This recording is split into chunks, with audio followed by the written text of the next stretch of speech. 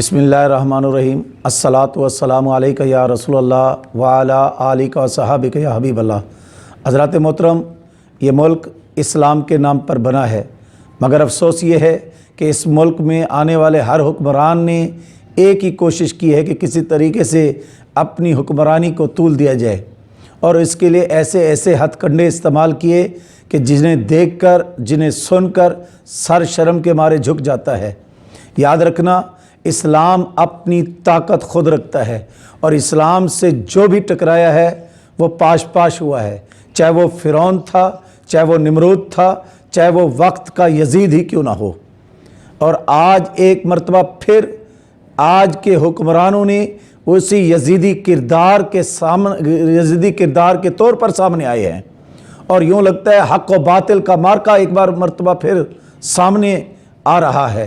वो कि एक तरफ तो वो हुक्मरान हैं कि जिन्होंने रियासत मदीना का नारा लगाया, इस्लामी नारा लगाया, लेकिन किरदार यजीदी था, किरदार मुनाफिकाना था, किरदार अब्दुल्ला बिन उबई वाला था। अब्दुल्ला बिन उबई भी तो यही करता था, और जब मेरे आका सल्लल्लाहु अलैहि वसल्लम कहीं जा रहे होते थे तो आगे आगे चल कर कहता था, लोगो ये रसूलुल्लाह हैं, इनका ख्याल करना, इनकी इज़्ज़त और तौक़ीर करना। अब्दुल्ला बिन उबई ये नारे लगाया करता था, लेकिन वो सबसे बड़ा मुनाफिक था, रईसुल मुनाफिकीन जिसका लक़ब है। और आज के हुक्मरान भी यही रियासत मदीना का नाम लगाया, रियासत मदीना का नारा लगाया, लेकिन किरदार पूरा का पूरा यजीदी है।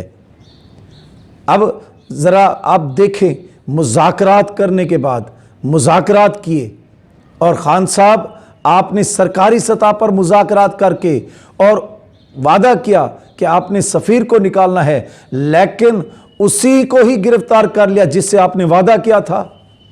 मैं पूछना चाहता हूं, इनका जुर्म क्या है? और जिस अंदाज से ये एक शर्मनाक पहलू, आप ज़रा वीडियो देखें कि किस तरीके से हज़रत खादिम हुसैन रिजवी के रहमतुल्लाह अलैह के बेटे को जब गिरफ्तार किया जाता है, चारों तरफ फोर्स खड़ी है, चारों तरफ गाड़ियां खड़ी हैं। क्या मैं पूछना चाहता हूं, क्या उसने दहशतगर्दी की थी? क्या उसने 126 दिन धरना देकर कौम की बेटियों को नचवाया था? क्या इसने करप्शन, अरबों की करप्शन करके मुल्क को लूट कर यहां से फरार हो गया था? क्या ये 10% के नाम से मशहूर था? क्या इसने उज़ैर बलोच की तरह इस पर 100 केस हैं कत्ल के? इसका जुर्म क्या है? इसका जुर्म सिर्फ एक ही है, और वह है नामूस रिसालत की हिफाजत करना। और नामूस रिसालत की हिफाजत करना हर मुसलमान का फ़र्ज़ है। बल्कि यहाँ तक याद रखिएगा, नमाज दिन में 5 बार फ़र्ज़ है, लेकिन नामूस रिसालत की हिफाजत करना हर आन, हर घड़ी, हर सांस फ़र्ज़ है। मुसलमान होने के नाते से नामूस रिसालत की हिफाजत के लिए वो उनसे मुआहदे कर रहा है जो मुसलमान हैं, और उनसे वो माजरत करके उनसे जो है कह रहा है कि खुदा के लिए सफ़ीर को बाहर निकालो। गलत मुतालबा क्या था, मुझे बताएं तो सही।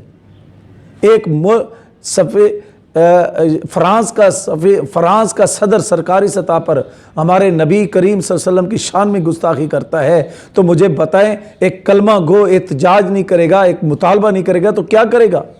और उस जगह मुतालबा कर रहा है। अफसोस से कहना पड़ता है, अगर कोई गैर इस्लामी मुल्क होता वहाँ पर तो बात बनती थी कि मुतालबा किया जा रहा है। एक इस्लामी मुल्क पर जो बना ही इस्लाम के नाम पर है, जो बना ही रसूलुल्लाह सल्लल्लाहु अलैहि वसल्लम की नज़र करम से है, उस मुल्क में मुतालबा किया जाए। और फिर आपने एक बार मुआहदा किया कि 16 फरवरी तक हम जो है सफ़ीर को वापस भेज देंगे, लेकिन 10 तारीख को आप फिर मुआहदा करते हैं कि नहीं, हमें 2 माह का और मोहलत दी जाए, और टीवी पर आकर बयान भी देते हैं कि हम पार्लियामेंट के ज़रिए से, और पार्लियामेंट के ज़रिए से सफ़ीर को बाहर निकालेंगे, सरकारी सतह पर इनकी अशिया का बाइकाट करेंगे। और ये आपने बाकायदा तौर पर ऐलान किया था, अनाउंसमेंट की थी। और क्या ख्याल है कि हुकूमतें, और वैसे भी मुसलमान जो है वादा खिलाफ नहीं होता। मेरे आका सल्लल्लाहु अलैहि वसल्लम ने इरशाद फरमाया था कि मुनाफिक की निशानियों में से एक निशानी ये है कि वो वादा खिलाफ होगा।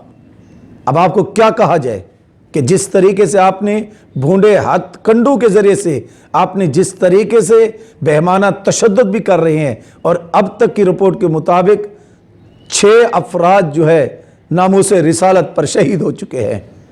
रसूल अल्लाह की बारगाह में पहुंच चुके हैं। आप किस मुंह से मेरे आका सल्लल्लाहु अलैहि वसल्लम की बारगाह में जाएंगे?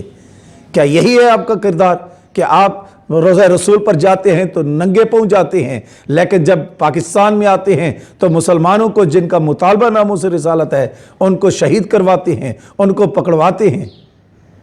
मरना नहीं है। क्या रसूलुल्लाह की बारगाह में किस मुंह से जाएंगे आप?